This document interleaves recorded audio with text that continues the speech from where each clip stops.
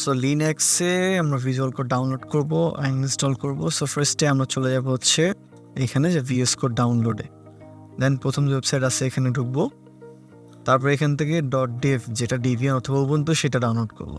ওকে, দেন আমরা path select করে সেভে ক্লিক করলাম অ্যান্ড এটা ডাউনলোড স্টার্ট করে দেবে। ওকে, ডান, ডাউনলোড কমপ্লিট। সো আমরা ডাউনলোডসে গিয়ে দেখে যে ডাউনলোড হয়ে গেছে। সো এখন আমরা কি করতে পারি, এখানে রাইট ক্লিক দিয়ে টার্মিনাল ওপেন করতে পারি, অথবা আমরা নর্মালি টার্মিনাল ওপেন করে আমরা এখানে রিডাইরেক্ট করতে পারি। সো আমি রিডাইরেক্ট করব সিডি ডাউনলোডস, দেন আমরা ডাউনলোডস আসি, এলএস দিলে আমরা দেখতে পাবো কী কী ফাইল আছে। সো আমার এই ফাইলটার নাম দেখাচ্ছে। সো আমি এবার এখানে হচ্ছে এটা আনপ্যাক করব বা এটা ইনস্টল করব, সেজন্য আমি লিখতে হবে হচ্ছে সুডো, দেন হচ্ছে dpkg, দেন -i, এরপর হচ্ছে আমার এই ফাইলটার নাম। এখান থেকে আমি এটা কপি করে নেব,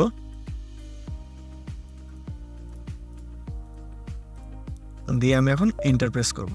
তারপর আমার পাসওয়ার্ড চাবে, সুডো পাসওয়ার্ডটা, তো আমি এটা দিয়ে দিব, দিয়ে ওকে দেবো। এরপরে এটা আনপ্যাকিং শুরু করবে।